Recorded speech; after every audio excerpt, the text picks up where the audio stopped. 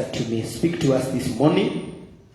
We open our hearts that you may minister to us. Thank you for your word, and thank you for your people. In Jesus' name we pray.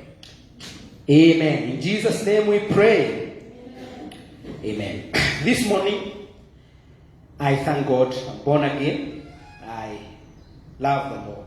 I love Jesus. He is everything to me. I want to bring to us a message entitled Uncertain Future. Uncertain Future. Uncertain future.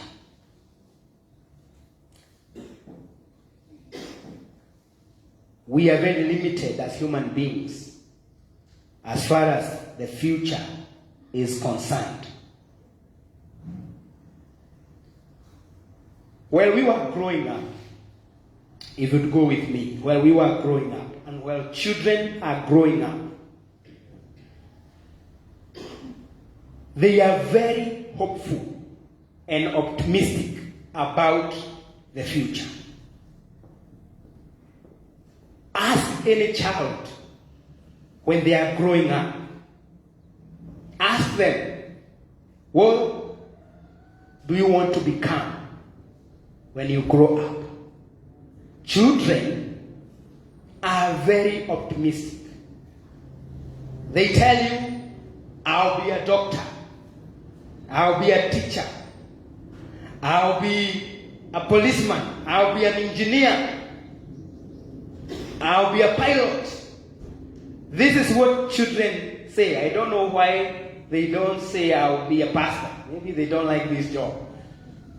So they tell us, I'll be this. I'll be that. Very optimistic. Any child today, ask any child in the church compound today, what do you want to become when you grow old? I'll be a doctor. People like doctors. I'll be an engineer. None of them is without hope for the future. And this morning, friends, I'm speaking to people here and those of us that are online who are children 20, 30 years ago. And you had dreams for the future. Can you remember for a moment? Let's go back to primary school. When your parents asked you, what do you want to become when you grow old? Remember what you said? Talk to me. You remember what you said? I'll be this. I'll be that. I'm talking to people that were children 30, 20 years ago. You said I'll be a doctor, I'll be a pilot, and so on. To many of us, the future we looked forward to has turned to become a totally different thing. Now, this is not a sad message. Don't know why we are sad. Ama tunakumbuka zile ma future plans tulikuwa nazo. Some of us, the dreams we had, the confessions we made when we were young, I'll be this. We have found ourselves doing totally different thing from what we envisioned. Some of us today are doing what we said. Me, I can never. That statement should not come from a child of God. I can never do that. No. Life has a way of making sure sometimes you do what you said, I can never. Some of us say I can never live in Israel.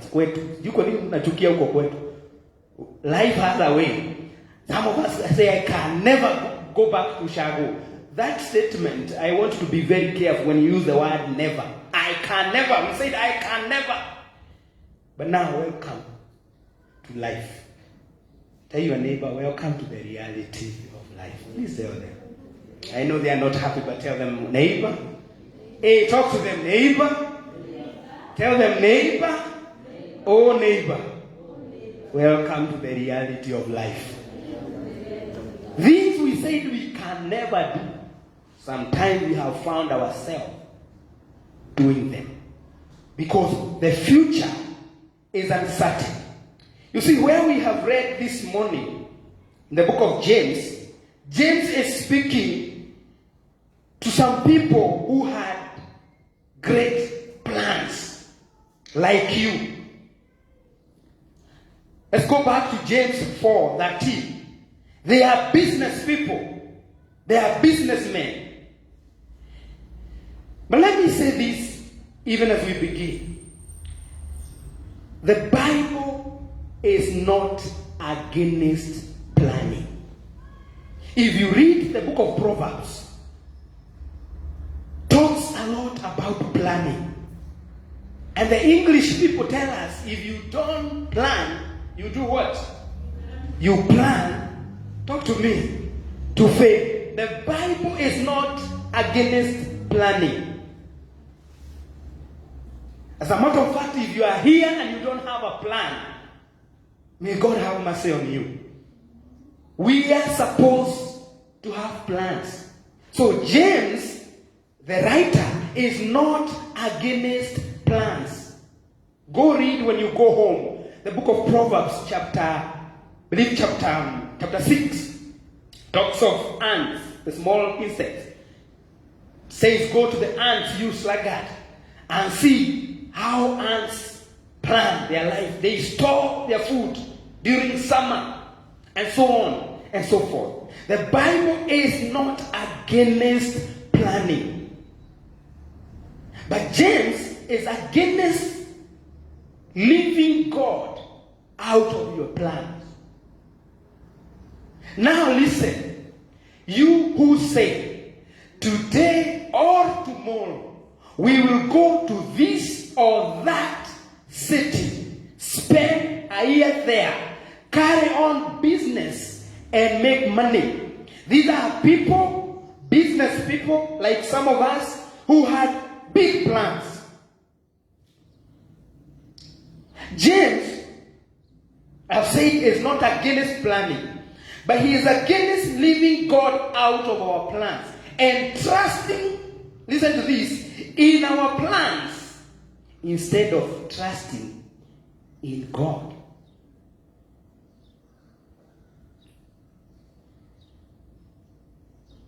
He says, as we continue, this kind of an attitude is arrogant and it's sinful. I'll come to that later as we continue. And so, from our text this morning, I want to leave some few points. Some few lessons that we can learn this morning, even as we look forward to the uncertain future. We don't know. In January, we thought we are out of COVID. See where we are back. We don't know how long this thing will be with us. The future is very uncertain. I can't forget 2019 December, when we were crossing over to 2020, and we had plans. We had such a big gesture here overnight. We prayed. We laid our plans to God. Little did we know that in 2 months, something would come we have never heard of, called COVID. And even now, as we sit here, the future is very uncertain. And so I'm going to leave some few points here, even as we look at this uncertain future. Number one, for those who write, you are not in total control of your future. You are not. I want us to say this after me. Say, I am not. Hey, talk to me. I am not in total control of my future. Yes, the decisions we make today definitely they will affect our future to some extent. But there's a word here that I have repeated. We are not in total control of our future. The future is uncertain. You see, there's a quote I want to read for you. A quote says, yesterday, for those who write, yesterday is a cancelled check. You can't do anything about yesterday. Gone forever. Yesterday is gone. What what you failed to do yesterday, you'll never have a chance. You may have a chance, but yesterday is gone forever. Tomorrow is a promissory note. Tomorrow is a promise. It may never be redeemed. Today is cash in hand. Spend it wisely. The only thing we are sure of, children of God, is today. Yesterday is gone. Tomorrow is a promise. We may never get there. I pray that we will. But tomorrow is a promise. Today is cash at hand. Spend it wisely. The only thing we are sure of is that today is Sunday and we are in church. That's how limited we are. We don't know what will happen at 2 in the afternoon. We are that limited, friends. That is why, if there's time to serve God, it's today. If there's time to do good, it's today. That's why the Bible says, today, if you hear his voice, do not harden your heart. Today is the day. Today is the day to give your life to Jesus if you are not born again. Today is the day to serve in the church. Tomorrow may never come. You see, most of our worries have something to do with tomorrow, which is not guaranteed. Wala watu wana stress hapa, na I hope hakuna. I rebuke that spirit of stress in Jesus' name. Kama kuna watu wako na stress, si kwa sababu ya leo, ni kesho. Kesho kutaendaje? Wala watu wana stress, those who pay rent, not necessarily they are in month, in next month. We worry so much about tomorrow. There are people today who have jobs, but they are stressed because they think they might lose the job or the business tomorrow. Live your life today. But I have said, the Bible is not against planning. We shall come to that. So our first point is, we are not in total control. James is not happy with these people because they are talking like they are in charge. Tomorrow we will go and do this and make money and be rich. We are not fully in charge of the future. Take us back to James 4 as I go to the next point. James 4, and now we're in verse 14. James 4:14, kindly. Number 2, the second point is that life is short. Turn to your neighbor if you have one and tell them, neighbor, oh, talk to me, neighbor, this life is short. This life is very short. Look at what James says. Why? You do not even know what will happen tomorrow. What is your life? You are a mist that appears for a little while and then vanishes. I know this is not a verse we can say amen, but is it the truth? Talk to me. Is this the truth? Life is short. Let me give you some statistics. Every minute in the world, every minute, if I'm not wrong, 120 people die every moment. So you can count from the time we came here, how many people have died. Every minute. Watu 100 duniani 120 at least kufa. Every day. Listen to this. Every day. At least 150,000 people die. Sahi kuna mtu amekata roho sahi. Na mwingine Amerika, na mwingine amepata accident. That is how frail and short this life is. James says, you are just like a vapor. You know what a vapor is? And the Bible says you are just like a mist.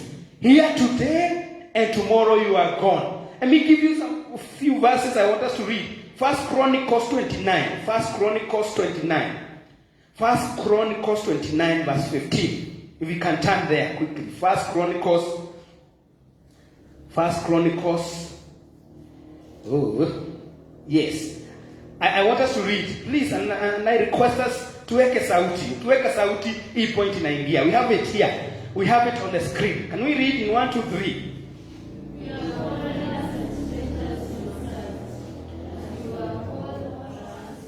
No, we have to read again now in an organized way. Let's go in 1, 2, 3. We are foreigners and strangers in your sight, as were all our ancestors. Our days on earth are like a shadow without hope. This is the truth. Life is short. Give us Psalm 103. We're talking about the uncertainty of future. Psalm 103 and verse 15. Psalm 103 and verse 15. We're going to read this together also. Can we? We have it, can we? Na sauti zikuje, In 1, 2, 3. The life of mortals is like grass, flourish like flower of the field. Next verse. The wind blows over it, it is gone, and its place remembers no more. This is what I hate about death. Life is short. And what disturbs me, I don't know whether it disturbs you, is that once you are gone, you are gone.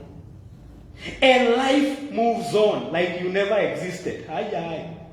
Najua mtaki kusikia hivyo. Life moves on like you never existed. That's how fragile life is.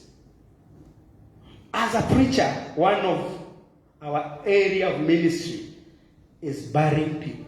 We bury people. We send people to where they have chosen. Na kitu moja ambayo hunisumbua sana about life.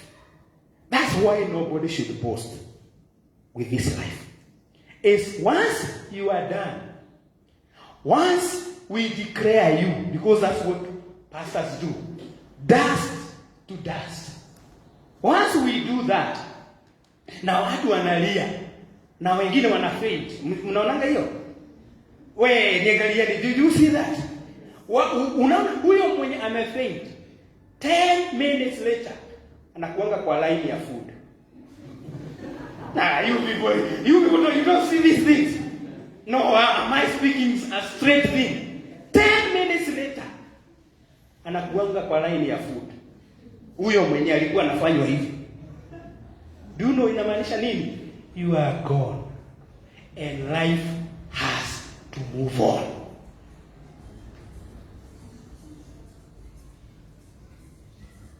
Huyo mwenye anashautingi na hapo nyuma anabebwa na nataka ukienda mazishi next uangalie 10 minutes later hapo kwa line ya chakula.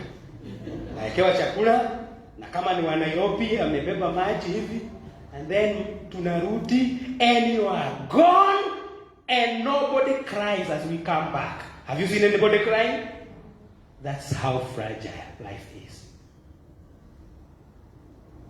James says, life is like a vapor.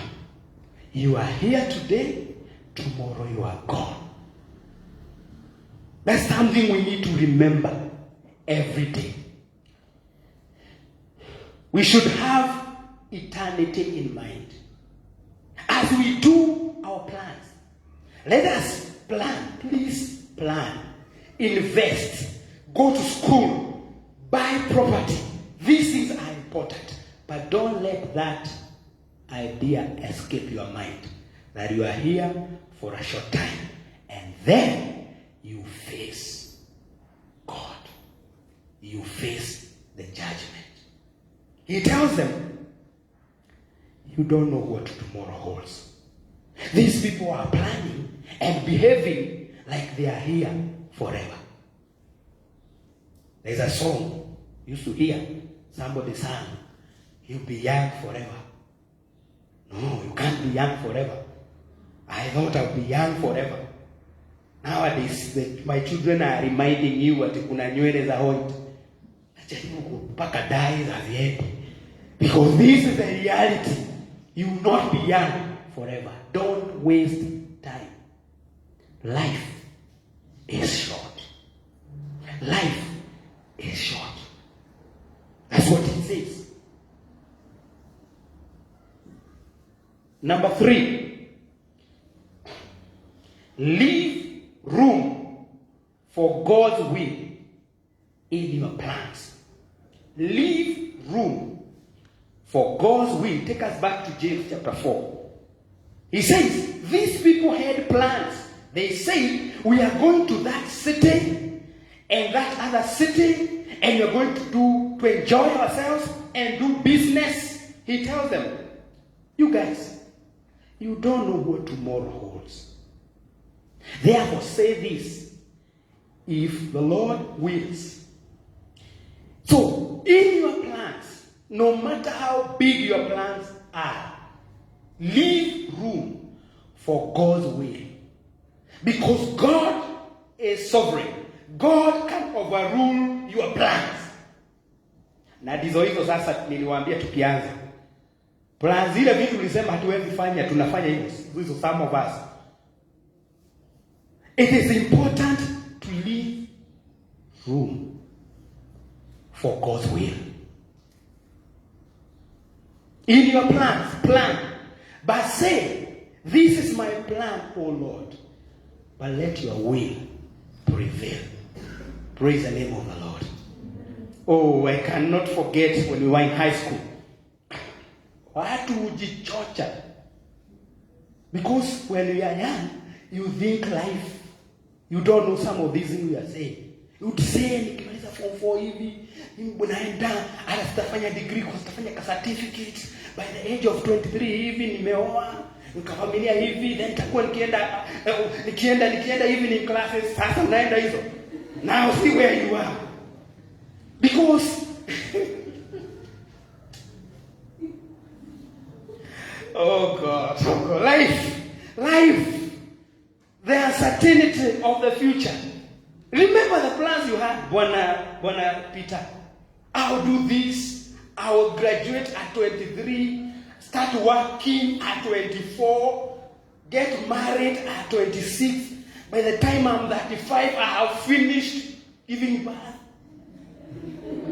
Welcome to the real world. Now, I wish life was like that.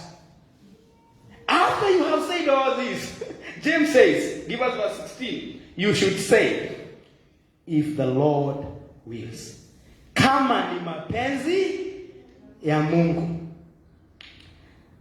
Says, let's read together this verse. Instead, you ought to say, if it is the Lord's will, we will live and do this and that. Some of us, the reason why we are where we are is because we planned without involving God. We thought we were in charge. We thought life is perfect. This thing is not perfect. Hello? You say, he says, these people are saying, these business people, we will go to this city, buy that, do this, make money, enjoy life. He tells them, yeah, it's good to have plans, but leave some room for God's will. And I want to challenge you, my viewer, and those of us that are here.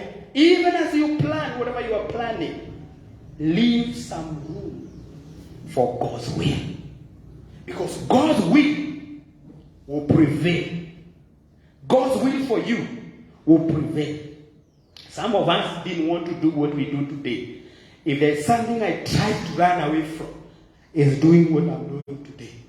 But huwezi kimbia Mungu. Anapachanga wenda.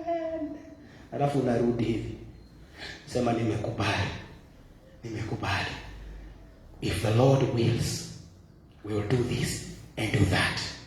And finally, last point is what we see in verse 17. Before that, give us verse 16. Verse 16. James 4:16. As it is, you boast in your arrogant schemes. I think these people James is writing to were young people. You know, young people, not you. You are born again, you love the Lord. You know how young people can be arrogant in their plans. We will do this, we will do that. And God is nowhere in the picture. James calls that boasting. And it's evil. Doing plans without God, without leaving room for God's will, he calls that boasting. And it is evil. And then finally in verse 17, if you can give us verse 17, I'm going to end with this. He says, if anyone then knows the good they ought to do and does not do it, it is sin for them. It is sin for them. Now, I want to say that every day you will be confronted with choices to make. Every day, including today. But for the sake of the uncertain future, remember we are talking about uncertain future. James and I today, this morning, we are challenging you and challenging myself to choose to do what is right. Number one, involve God in your plans. Don't boast about tomorrow because you don't know what tomorrow holds. Number four is do what is right. Right now, my viewer, those of us that are here, right now, every one of us here, maybe today or this coming week or next month, in front of your table, you'll be confronted with a choice to make. Do what is right. Whatever situation you are in, do what is right. Let me give you some few examples in the Bible of people who did the right thing. And what they did many years later, in their future, they were rewarded for what they did, the choices they made. In the book of we don't have time, I'm just quoting this. In the book of Exodus chapter 1, Pharaoh gives an order. He says to midwives, Egyptian midwives, when he realized that the children of Israel, the Jews, the Hebrews are multiplying so fast, he gave an order to the Egyptian midwives. I remember their names. One of them was called Shiphrah, and the other was called Puah. You can read this from the book of Exodus chapter 1. He gave an order that when the women of Israel, the Hebrew women, are giving birth, if you realize it's a boy, strangle that boy, kill that boy. That's an order. They were given an order, not from any mere person, but from the king. The Bible says these women feared God. They chose to do the they did not kill the boys. And the Bible says, if you continue to read, they found favor with God. And later, God gave them their own families. Because they did the right thing. Turn to your neighbor now, tell your neighbor, whatever you are facing, tell them, whatever you are facing, do the right thing. In the book of Esther, chapter 2, I believe, there is this guy called Mordecai. Mordecai is a gatekeeper. He overheard plans to assassinate the king. Read that in the book of Esther. Akasikia wajamaa wanapanga kuua mfalme. He had the choice to make. Keep quiet, mfalme auawe, or expose this, mfalme asiuawe. He did the right thing. He exposed the plan to assassinate the king. In chapter 6 of the book of Esther, he was remembered. The Bible says, and that night the king would not sleep. When he asked for books of record, he asked, what is it that was done to Mordecai, this man who saved my life? And he was honored. Listen. You know, kama ni siku hizi watu wengine wangenyamaza, mimi is their own business, nisiko. Lakini umesikia watu wanapanga kufanya kitu mbaya. They were planning to assassinate the king. Mordecai did the right thing. He exposed the plan. When you do the right thing, in the future, in the uncertain future, God will remember you. Say amen. In the book of Genesis, I believe chapter 39, this young handsome man called Joseph. He is working in Potiphar's house. Potiphar's wife want to take him to bed. He had a choice to make. He did choose the right thing. And the right thing was to run away. You people are not excited. He had a choice to accept the offer. And I'm told Egyptian women are very beautiful. I'm told I've never been there. They are Arabs. He had a choice to accept the offer or obey God and run away. He obeyed God. He did the right thing.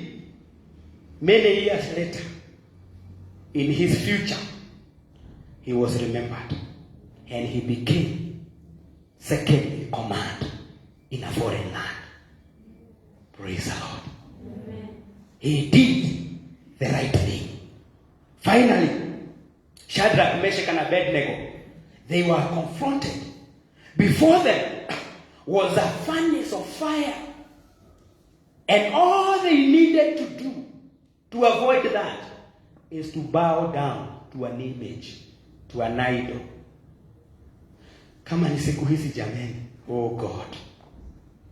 Wengine wetu tukisema sasa hiyo, hata Mungu hata wewe unaelewa. Nitainama tu lakini sijamaanisha kwa roho. Hii ni ngori. Wacha niiname tu lakini Mungu wewe unajua mimi nakupenda. They said we cannot bow down. The God that we serve is able to save us from your fire. And if he chooses not to, we are not going to bow down to the idol. They were put there. God saved them. If you read Daniel chapter 3, toward the end, they were promoted. They became governors in a foreign land. Let's forget about them. Let me come to you now. Most of us here, this week, or wherever we are, before us is a choice. And you can choose to do what is right or to do what will help you. You see, these guys, all they needed, actually the king gave them another chance. Just bow and I will not kill you. Wengine wetu jameni, you are confronted. Kuna mtu anataka kukupea kitu hapa, but you have to do this ili upate hii. you are in that situation. If doing this is disobeying God, don't do it. Do the right thing. Say amen. Some of you girls, mtaenda kutafuta kazi, dunia imeharibika, na utapata hiki kimutu kiboss kinakwambia kazi iko,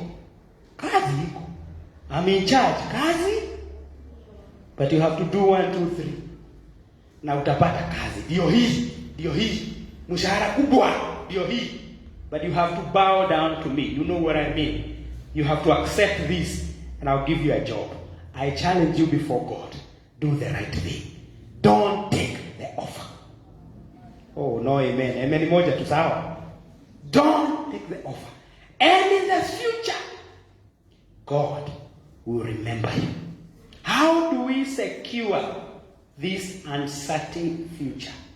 By doing what is right. If anyone then knows the good they ought to do and does not do it, it is sin for them. Wengine wenu ni biasharani, wengine wetu ni kazini, wengine wetu ni shuleni. Utapatiwa mwa Kenya. Hizo vitu bado ziko. Ziko. Hizo answers. Hatuna form 4 hapa, lakini hata college hiyo mambo kwa. And there's a way to steal. Is it called steal or cheating? Cheat the exam and pass.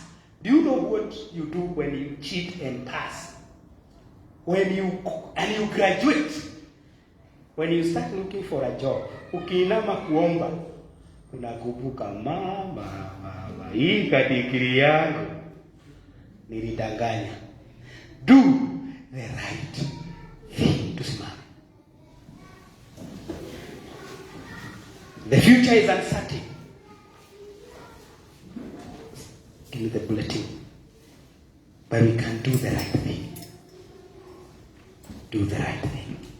Let us go bow down before God. Let's go bow down before God. And I don't know your fears concerning the future. I don't know what you are afraid of. The Bible says we know who holds our tomorrow. We don't need to be afraid of this uncertain future. We should not be afraid. We know who holds our tomorrow. My Redeemer lives. He holds my tomorrow. In 1 minute, I want you to take your worries about tomorrow to God. Hilo jambo ambalo unaogopa la kesho, utaendaje, kutakuaje, that issue, in a minute, you don't have to shout, just take it before God. Whatever it is that you are afraid, whatever it is that you are afraid concerning your future. Some of us are worried right now. Will I ever get a job? Will I ever get a family? Take that to God. Will I sustain this job and COVID is still here? Whatever it is, take it to God in prayer. Whatever your fear is concerning the future. Will my business survive? Take that to God. Will my marriage survive? Take that to God. Will I retain this job and they are firing people? Take that to God. Whatever you are afraid of, take it to God in prayer in the name of Jesus. In 1 minute, Father, we thank you because this uncertain future is not hidden before you. You are the God who knows everything. You know our tomorrow in the name of Jesus Christ. Our tomorrow is not hidden before you, O God. And Father, we are going to face the future, the uncertain future, with confidence because we know who holds our tomorrow. We know who holds our tomorrow. His name is Jesus. He has gone before us. He knows what will happen in 2022. He knows what will happen in 2030. We are not afraid of tomorrow. Though tomorrow is unpredictable, we know who holds our tomorrow. His name is Jesus. He is able. He is able. He is able. We thank you, Lord. This life is short. For the years that you're going to give us, help us, Lord, to maximize our lives. not to waste time. Father, some of us who have had big plans without involving you, we ask that you may forgive us. And from now, we are going to involve you in our plans. We are not going to be arrogant and boastful again. We love you, Lord. We appreciate you. What a great God that you are. What a faithful God that you are. Before we finish, maybe you go up. This future that we are talking about, you cannot face the future without Jesus in your heart. Uko hapa hujampea Yesu maisha yako. I want to give you an opportunity. Umkubali Yesu awe mwokozi wa maisha yako. Are you here? Are you here? Maybe you are watching us online. Say, Lord Jesus, I cannot face the future without you. I give you my life. From today, I am your child, and I'll follow you all the days of my life. Thank you for saving me. In Jesus' name, amen. Father, I thank you for those who have said that prayer. Sustain them. In Jesus' name I pray. In Jesus' name I pray. Let's put our hands together and appreciate the Lord. Amen, amen, amen, amen. Makofi mazuri kwa Bwana. And thank you also, online viewer. I believe you are blessed. We now want to sit down and give to the Lord. Give our tithes and our offerings.